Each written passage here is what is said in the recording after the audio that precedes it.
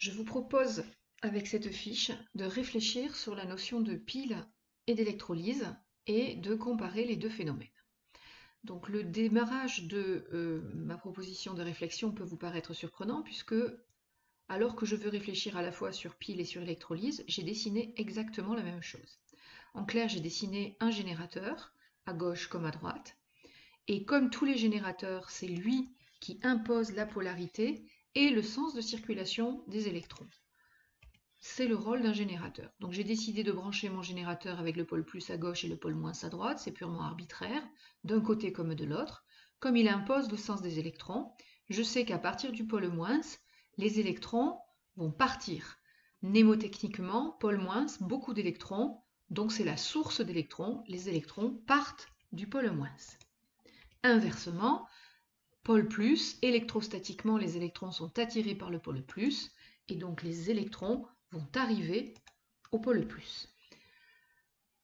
Je vais avoir donc exactement la même chose des deux côtés. Les électrons arrivent au pôle plus et les électrons partent du pôle moins. Maintenant, la différence, elle va provenir de ce qui se passe ici. Qu'avons-nous mis ici, branché sur le générateur?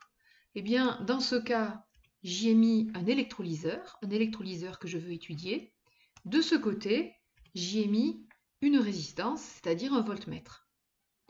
Pourquoi? Parce que ici, mon générateur, c'est la pile étudiée, alors que de ce côté, le générateur, c'est l'EDF. Donc, toute la différence provient de là. Dans un cas, le système chimique ici est le générateur, et c'est le système chimique que j'étudie qui génère le sens des électrons, alors que de ce côté, c'est l'inverse, le système chimique que je veux étudier va subir le mouvement d'électrons imposé par le générateur. Et toute la différence va venir de là. Donc maintenant, je vais m'intéresser pour commencer par exemple à l'électrolyseur. Mon générateur impose donc les polarités. Il les impose tant et si bien que, puisque ce pôle moins est relié par un câble à l'électrolyseur, eh bien cet électrolyseur, on va dire qu'il est branché à la borne moins du générateur. Faites bien la différence, ici ma pile étudiée est le pôle moins du générateur et le voltmètre ou la résistance est branché au pôle moins du générateur. Ici, mon générateur EDF impose le pôle plus, donc mon électrolyseur, on dit qu'il est branché à la borne plus du générateur. Vous remarquez que j'ai mis un signe plus petit parce que c'est une polarité qui est subie. Et de ce côté, c'est la même chose, le pôle plus est subi. Donc maintenant, mon mouvement d'électrons au niveau de l'électrolyseur, ici, les électrons, si je suis leur chemin, vont arriver à cette borne de l'électrolyseur. Donc, les électrons arrivent à cette borne, il faut qu'ils soient accueillis par quelque chose, on sait qu'ils ne peuvent pas circuler en phase aqueuse, et donc ils vont être consommés par un oxydant qui va se transformer en réducteur. Ça, c'est la fabrication d'un réducteur, ça s'appelle une réduction. Donc une réduction, par définition, la borne à laquelle a lieu une réduction s'appelle une cathode. De l'autre côté, si je suis le mouvement des électrons, les électrons arrivent à la borne plus, c'est donc qu'ils partent de mon électrolyseur pour arriver à la borne plus. Donc les électrons partent de l'électrolyseur. S'ils partent de l'électrolyseur, c'est que quelqu'un les a cédés, les a créés. Or, seul un réducteur est capable de céder des électrons en se transformant en oxydant. Puisque il s'est transformé en oxydant, on a fait une oxydation, et par définition de la borne à laquelle se produit une oxydation, il s'agit ici de l'anode. Et donc, notre anode est branchée au pôle plus du générateur. Notre cathode est branchée au pôle moins du générateur. De l'autre côté, je pratique exactement le même raisonnement. Mon générateur, qui est la pile étudiée, fournit la borne moins. De la borne moins, les électrons partent. Si les électrons partent, c'est que cette borne moins a produit des électrons. Seuls les réducteurs sont capables de produire des électrons en se transformant en oxydant. On a donc fait une oxydation, fabrication d'un oxydant.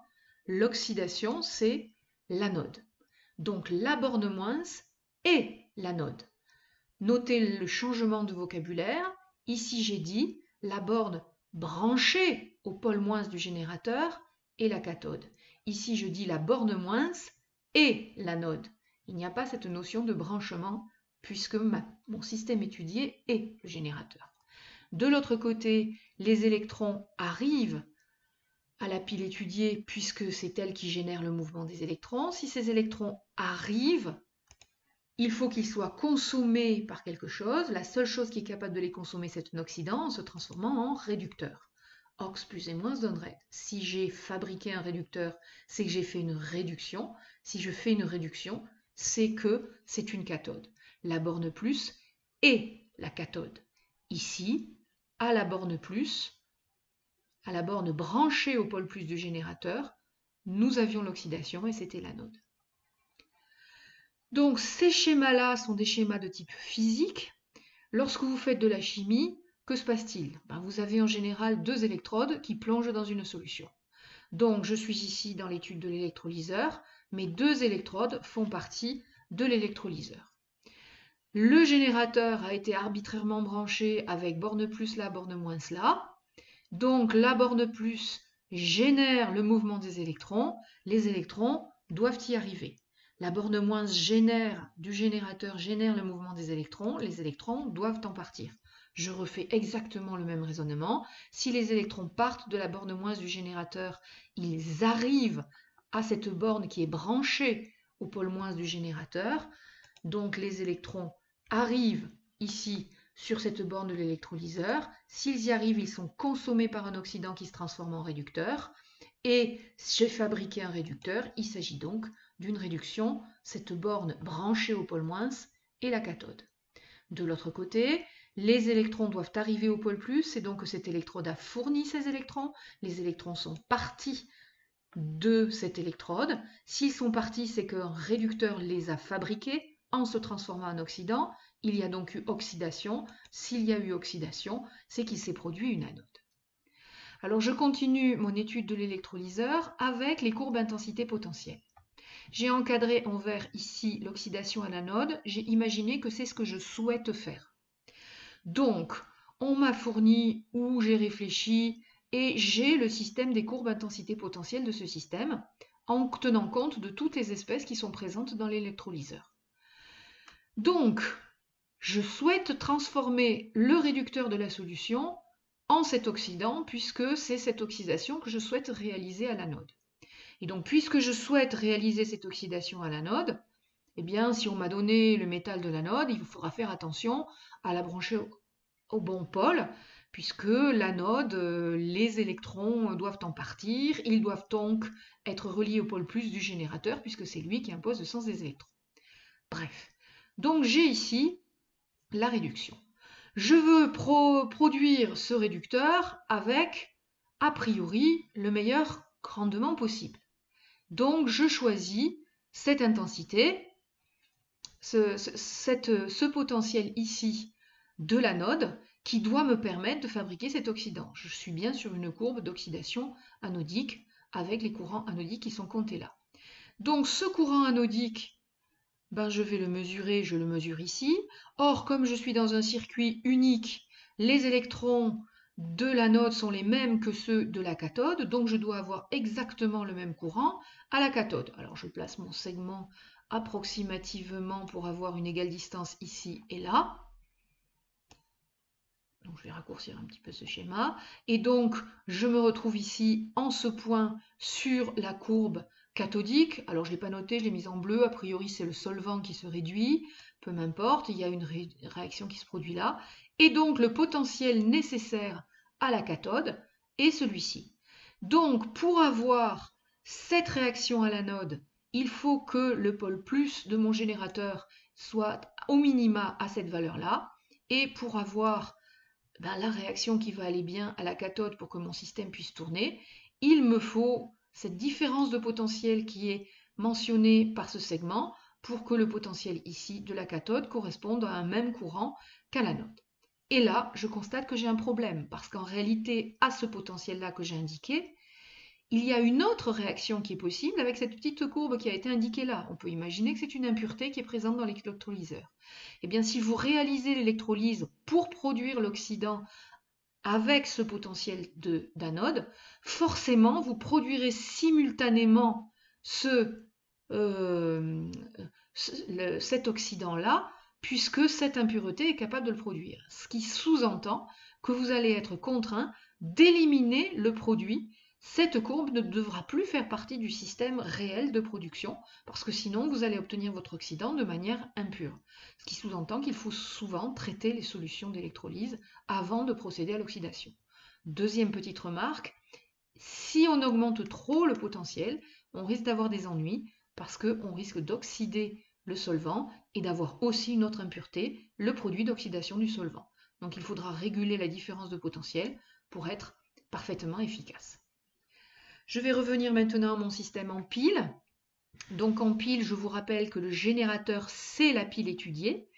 Et donc, j'ai besoin de connaître les polarités. Eh bien, pour calculer les polarités, le premier travail, ça va être de se dire, puisque là-dedans, j'ai un système de piles, alors j'ai sûrement des bornes, enfin c'est un peu plus compliqué que ce qui est dessiné là, mais peu importe. D'un côté, j'ai un couple redox, de l'autre, j'ai un autre couple redox. J'aurais pu dessiner ici une séparation entre les deux compartiments pour qu'on ait deux compartiments bien séparés. Et donc, ces couples redox, je peux en calculer le potentiel grâce à la relation de Nernst. Je vous rappelle que la relation de Nernst, c'est E Nernst égale 0 plus 0,06 sur n log de Hox sur n. Et c'est grâce à cette relation que vous allez pouvoir analyser votre pile, et ça va être votre premier travail, calculer les potentiels de Nernst. Pourquoi ? Parce que le plus grand potentiel de Nernst des deux et le plus petit potentiel de Nernst des deux va vous donner la polarité de la pile. Or, j'ai besoin de la polarité de la pile pour savoir comment circulent les électrons. Donc, j'ai décidé de mettre le plus grand potentiel de Nernst ici à gauche. Et donc, c'est le plus grand potentiel de Nernst qui induit la polarité plus à la pile. Et c'est le plus petit potentiel de Nernst qui vous donne la polarité moins de la pile. Donc, ça y est, votre générateur, vous connaissez comment il fait circuler les électrons. Pôle plus, les électrons vont y arriver. Pôle moins, les électrons vont en partir. Si les électrons arrivent ici, c'est qu'ils sont accueillis par un oxydant, fabriquent un réducteur. Fabrication d'un réducteur, réduction. Réduction dit cathode. De même ici, si les électrons partent, c'est que le réducteur les a produits en fabriquant un oxydant. Cet oxydant, c'est une oxydation, c'est donc l'anode. Je peux passer immédiatement, pareil, au travail sur les courbes intensité potentielle. Et donc, mon pôle plus, je le trouve avec la courbe cathodique, puisqu'il s'y produit une réduction. Donc, effectivement, les courbes relatives à mon couple ici rose, eh ben, elle est là, la courbe de réduction. Je n'ai pas indiqué Hox-Downred, mais Hox-Downred ici. Et donc, vous avez ici le couple de réduction avec la réaction qui va se faire, Hox-Downred, à la cathode. À droite, j'ai l'anode, c'est le plus petit potentiel. Vous êtes bien à gauche. La courbe intensité potentielle qui est relative à ce couple, elle est ici en mauve, avec une oxydation, le réducteur qui donne l'oxydant. Et donc, pour une certaine tension délivrée par la pile, que je peux par exemple donner comme ceci, cette tension va essayer de délivrer le même courant à l'anode et à la cathode. Donc j'essaye d'avoir l'égale distance ici et là. Et oui, c'est à peu près bon. Vous avez ici le potentiel. Alors c'est à peu près bon, donc on est là. Il faut que j'ajuste ma DDP. Donc voici la DDP qui sera délivrée pour le courant qui est délivré ici. Alors c'est évidemment la résistance qui est là, qui va vous fixer le système U égale RI. La résistance qui est ici va avoir une influence sur la DDP qui est là et le courant qui est ici. Alors j'ai fait une petite remarque ici, vous aurez remarqué que vous avez les courbes en pointillés, Parce qu'au fur et à mesure que la pile tourne, vous avez donc ici la réduction qui a lieu, donc l'oxydant devient le réducteur, donc l'oxydant diminue et le réducteur augmente. Si l'oxydant diminue et que le réducteur augmente, forcément, ce terme-là diminue. Le numérateur diminue, le dénominateur augmente, ce terme diminue. Donc le log diminue. Donc le potentiel de ce couple diminue. Eh bien effectivement, la courbe représentative va se déplacer vers la gauche. De même ici, c'est une oxydation. Je reprends mon potentiel de Nernst pour mon couple mauve. L'oxydation part du réducteur, fabrique l'oxydant. Le réducteur va diminuer, l'oxydant va augmenter. L'oxydant augmente, le réducteur diminue. Ce rapport-là va donc augmenter. Le log va augmenter. Donc le potentiel va augmenter. Et donc cette courbe va riper vers la droite. Et donc vous allez avoir la courbe représentative de fonctionnement de votre pile au bout d'un moment qui va être ici, et au bout d'un moment elle va être là, ici. Conséquence, eh bien, la DDP que vous auriez souhaité, elle correspond à un courant nul. En clair, votre pile, elle ne fonctionne plus. Vous aurez remarqué aussi que j'ai diminué le palier de diffusion, puisque ce palier de diffusion correspond au mouvement du réducteur dans la pile. Or, ce palier de diffusion est proportionnel à la concentration en réducteur.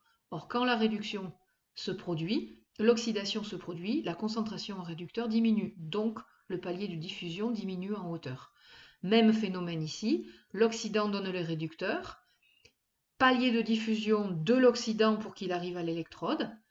Cet oxydant étant consommé par la pile, au bout d'un moment, il y en a moins dans la solution, et donc le palier de diffusion de l'oxydant diminue puisqu'il est consommé. Donc on va avoir un double effet, c'est-à-dire que la pile, la DDP délivrée par la pile va devoir diminuer si vous espérez avoir un courant. Donc la DDP va diminuer drastiquement, à vrai dire, quelque chose comme ça, et le courant va simultanément diminuer pour s'adapter à la réalité de la pile. Eh bien, dans ces conditions, il se peut que votre système que vous avez branché ne fonctionne plus du tout. Donc là, j'ai même, vous voyez que j'ai pas la même distance, donc il faut que je diminue pour m'adapter. Donc de ce côté, on descendra, on montera un peu moins le potentiel, mais toujours est-il que ma différence de potentiel par rapport à tout à l'heure, qui était là, a drastiquement diminué, et il se peut que les transistors qui sont présents dans mon système, si ce n'est pas une résistance mais un appareil électronique, ne s'allument plus et ne déclenchent plus si la DDP est devenue trop faible. La pile s'use par diminution des concentrations d'oxydants et de réducteurs. La solution pour ça, c'est de faire en sorte que ces oxydants et ces réducteurs interviennent par une activité égale à 1, c'est-à-dire qu'ils soient solides. Et l'immense majorité des piles fonctionnent avec justement des oxydants et des réducteurs solides pour éviter ce phénomène de dérive des courbes intensité-potentiel.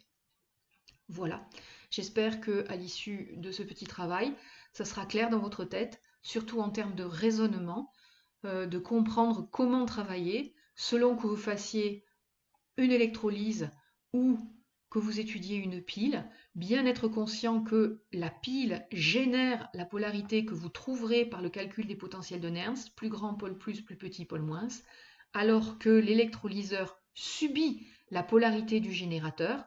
Charge à vous de décider ce que vous voulez faire pour brancher correctement votre générateur. Si c'est un réducteur que vous voulez obtenir, par exemple, eh bien, vous devez décider de brancher l'électrode à laquelle vous voulez fabriquer votre réducteur au pôle moins pour que les électrons y arrivent. Je vous laisse continuer de votre réflexion personnellement.